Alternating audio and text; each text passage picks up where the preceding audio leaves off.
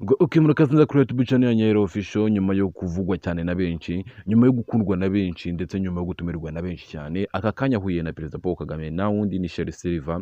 Sherry Silver afite itsinda ryiwe rya Sherry Silver Foundation, murarizi cyane, mwagiye muri kunda by'umwihariko kuri YouTube channel ya Nyahera Official, ndetse no kuri YouTube channel yabo ya Sherry Silver Foundation.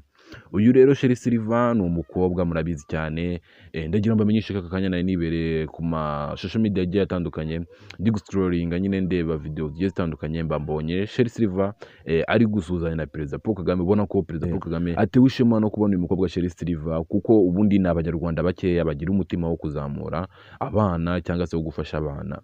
Ubundi uzacunga abanyarwanda benshi cyangwa se abantu benshi bakunda gufasha umuntu n'ubundi abona ko nyine wifashije umuntu uri kuzamuka. Gusa uyu nguyu Sherry Silver we yahereye kera cyangwa se yahereye ku bana bato badafite icyo bashoboye, araza bereka ko bafite icyo bashoboye, akibiyumvishamo.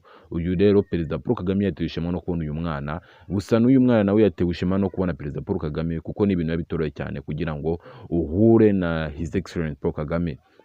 Ikindi rero uyu Sherry Silver mwe mwamumenyereye afasha Sherry Silver Foundation gusa.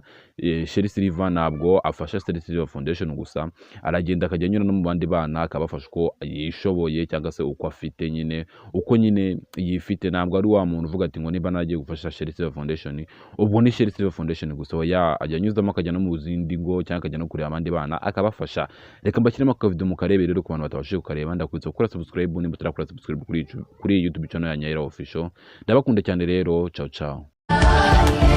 Papa Kagame wacu turagushimiye cyane kubw'imiturire myiza, kubwo